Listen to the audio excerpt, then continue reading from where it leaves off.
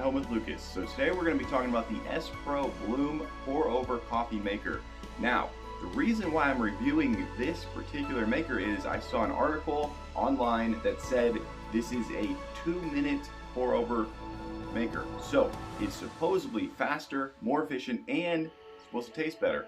But what? That's what we're all about. We want yummy, yummy, yummy coffee, and we don't want anything other than that. So in this video, we're going to be doing a hands-on with the box, then a quick unboxing, and we're going to do our first impressions. That's going to tell us a little bit more about the build quality and functionality. Then we're going to put it to the real-world test. We're going to brew up 2 different cups of coffee. Yes, the first one is going to be with the filter, and the second one without the filter. We're going to learn so much from this video. I'm super excited you guys are watching it. Let's go ahead and jump into it.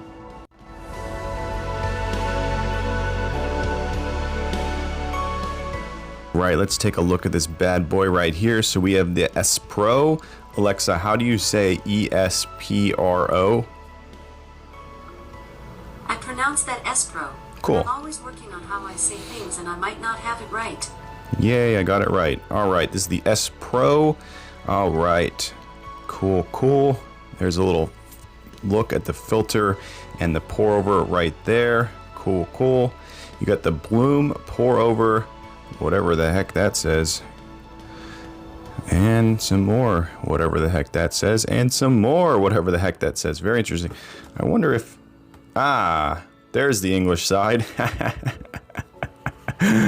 Oh, pour over coffee brewer, very nice. All right, very cool. This is what's up. In only 2 minutes, I am very excited about that. 1 to 2 servings. All right. Take a look at the side over here. You got a nice top down, bottom up view of the filter itself right there. That is the main reason I bought this. Okay, microfilter. Yep, there it is. Oh, this is not in English. Where's the English version? Huh. That's interesting. All right. Well, this is in English here. All right, take a look at the bottom. Cool. Very nice. Take a look at this box. Is a little bit confusing. That is very nice artwork right there. Very cool. All right.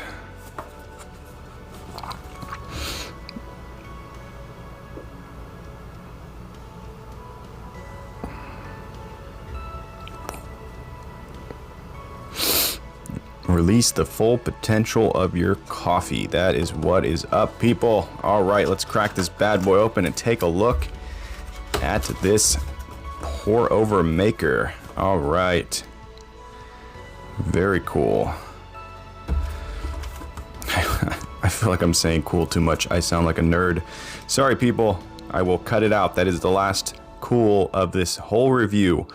All right, very nice. Ooh, look at this, people. I was not expecting the filters. Wow.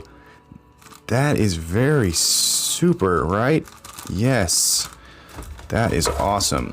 And there it is. Nothing left in the box. All right. Let's take a look at this bad boy. Get a hands-on. Oh, that's interesting.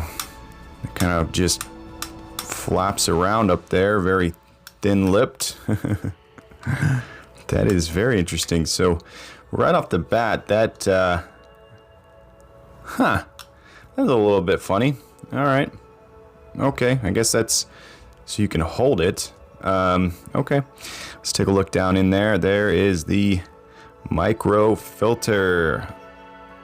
Looks like a piece of artwork almost. Why won't you focus, Samsung? And there we go. Looks a little bit like a piece of artwork. This is very, very hard to film. Okay. Take a look at the bottom. All right. There's the beauty right there. I wonder what that is for. Huh. Very interesting. No idea why there's a... Is that a bottle opener? All right, so right off the bat, this is very thin metal, but I don't think it's a bad thing that it's thin metal. It's definitely brushed in a way that looks quite nice. It's not picking up any fingerprints, so it looks like it's going to clean up very easily. It's a little bit cheaper than I would have thought in terms of build quality. It's very, very lightweight, but we didn't buy it for the build quality or the weight. We bought it for this micro filter right here, and the fact that this is going to function in 2 minutes. Function? I'm a little sleep deprived, people, sorry. This is going to brew up a cup of coffee in 2 minutes. All right, so coming up, we are going to put this to the test. We're going to brew up a cup of coffee with no filter, and we're going to brew up a cup of coffee with the filter. I guess we should look at the filter real quick. Okay, so that's pretty much a standard coffee filter. Ooh, that's not standard down there. Okay, so that is interesting. Yeah, so coming up, we are going to brew up a cup of coffee with the filter and without the filter, just to see which one actually tastes a little bit better and whether you can do this in 2 minutes. So that's going to be the test. And then, of course, we're going to do the sip test and get the flavor. All right, let's jump into it.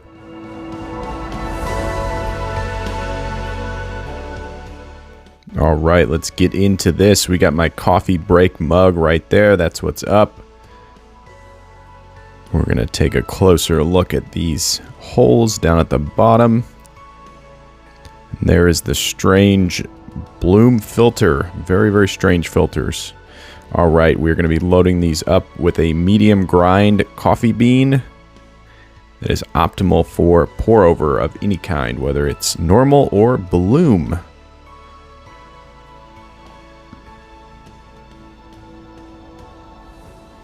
I'm trying to follow their guidelines for the right amount of coffee to water ratio. Trying to do this accurate.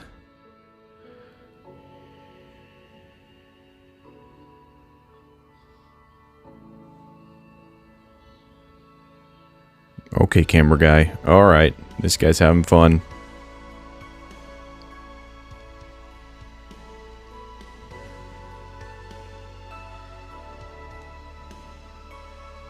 All right, so you want your water to be between 185 and 190. That's going to give you optimal water temperature for the perfect pour over. Once again, whether it's a regular pour over or the bloom pour over, it does not matter. And that there looks like it's a peek hole to see what's in your cup, but it also looks like a bottle opener.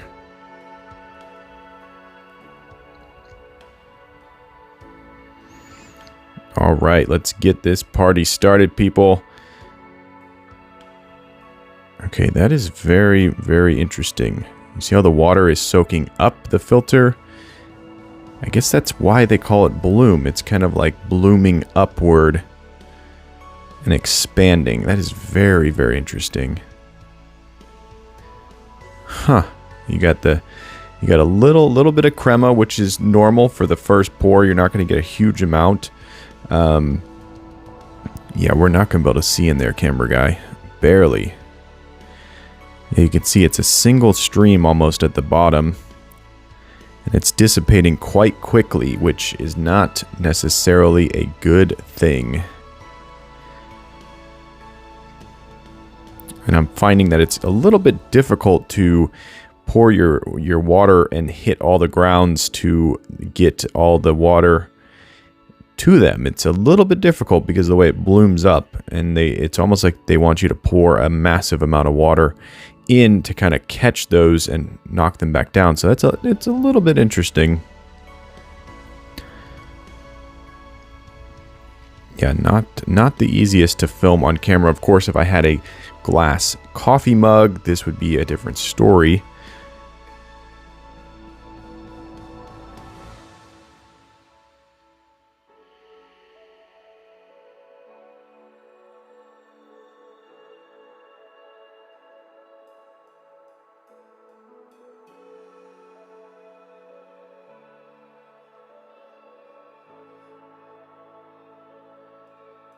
Yeah, so because you can't see what's in the mug, you have no idea how much water you've poured. Of course, if you know how much water your mug can hold, then that's another story. You can put the exact amount in and you're good to go. But that's looking like some decent crema there, and I was able to get enough water in to really get to the top.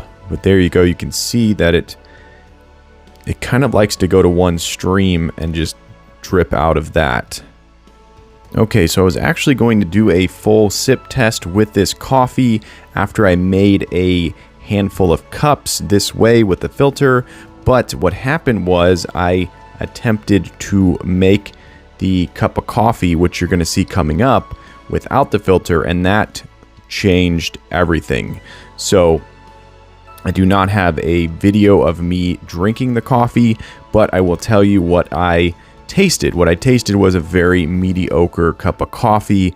I did not necessarily enjoy it, and I felt like the filter and the way that it runs the water through it so quickly, you just did not get a rich, full-bodied cup of coffee, even though these coffee grounds were proven to be good. So I wanted to test it without the filter and see, does this actually taste better? Does it change everything? So coming up, you're going to see what happens when you do not put a filter in.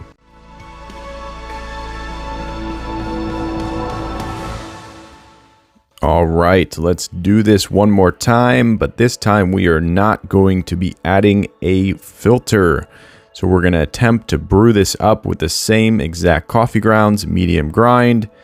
And we're going to load it up like I load up my Coffee Gator pour over maker, which has no paper filters needed or no paper filters that come with it. So let's load this up with the same amount of coffee grounds as before, and let's see what happens.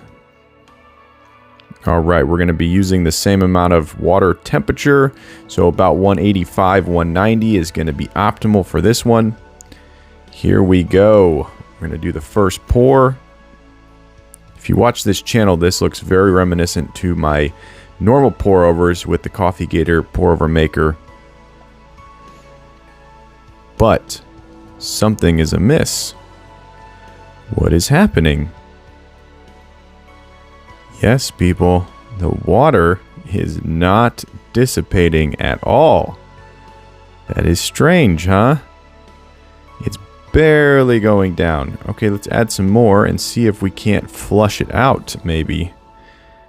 Got some decent crema. That's not bad, but that's the result of a good coffee ground. Not necessarily a maker. And, whoa, once again, it is not dissipating at all. What is happening here? Tiny, tiny little drips out the bottom.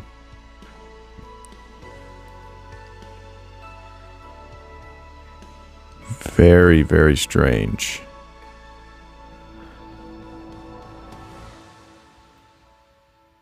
All right, let's try to stir this up a little bit, and maybe we're going to find out what is happening here. Okay, so as you notice, as I'm stirring, it is slowly starting to go down a little bit, little bit, little bit.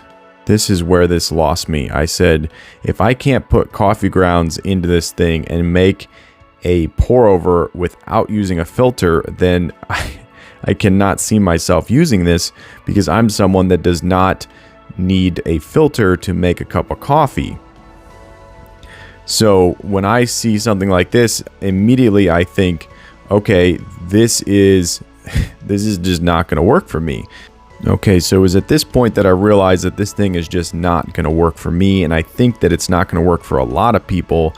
And this began a shift in my whole entire review. I went from thinking that I was going to make several more filtered cups of coffee and maybe make a couple more without the filter just to see which one actually tasted better, blah, blah, blah. But after this, I realized this is a device that I need to return and find something else in the future that's better for making coffee. This one is just not going to work. So once again, I did not do a sip test on camera, but I did taste this coffee, and as you can guess, it was quite terrible. It did not come out right at all, and I was very, very disappointed with the clogging and with the taste. It was just mediocre. And once again, I've used this coffee in a normal pour over and it tasted amazing. So that's how I came up with my full and final review, which is coming up right now.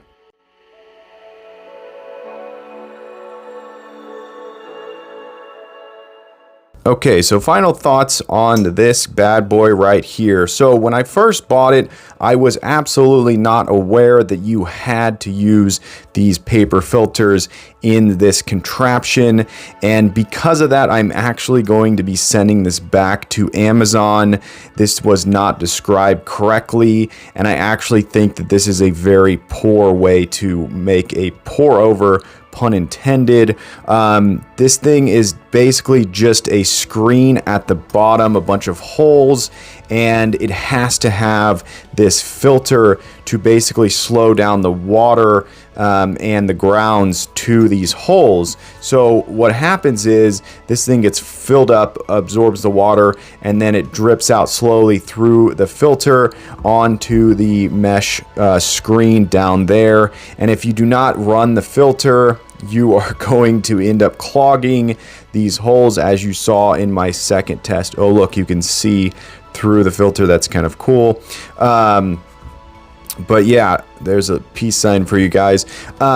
So yeah, this thing I think is more of a hoax, more of a joke than anything. Of course, some of you guys may comment down below and say that you're crazy, but this is what I've understood and come to understand from using this thing. The Espro is a oh no for me. I am someone who enjoys a cup of coffee without any filter. If you make an espresso shot, you don't have filters. If you run a super automatic, you don't have filters. You have a filter on a drip coffee. You have a filter on a K-cup. But on all the rest of the coffee in the world, you do not have filters. So I, as of now, subscribe to #NoFilter. And so for that, I have to return this.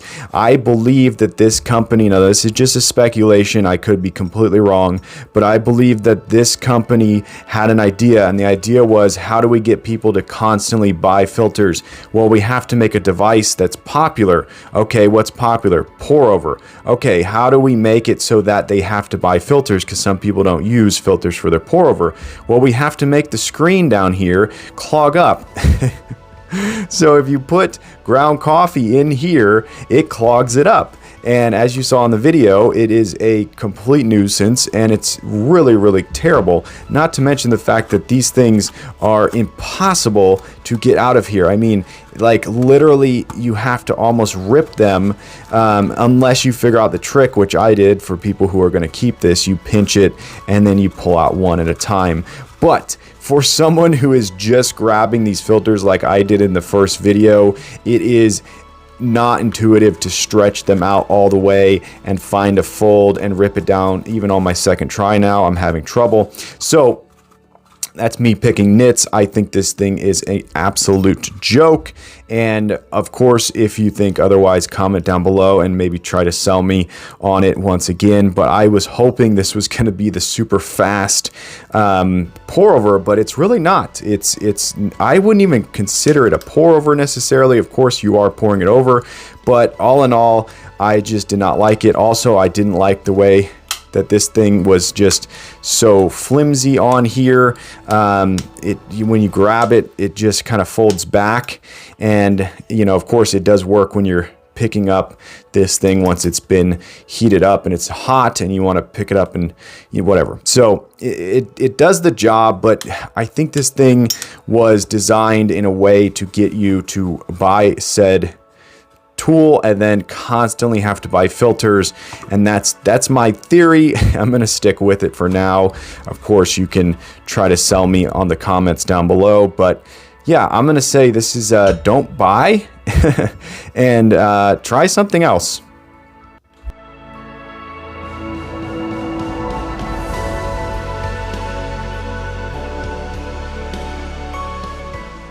there you go. That's the Espro Bloom. Hopefully you enjoyed this video. If you did, definitely click that like button and show me some love. And if you're new here and you want to join the At Home with Lucas family, hit that subscribe button. Every time I get a subscriber, I get a boost to make more and more videos, and it's because of you guys I surpassed 1K. Yes, people, I am fully monetized and on my way to making a living from this platform. But I need one thing: more subscribers and more viewers. So that means I need two things, sorry. So tell your friends, tell your family members, tell your pets, this guy's on YouTube and they should subscribe. But as always, I thank you for watching each and every one of my videos, and I will catch you in the next one. Bye-bye.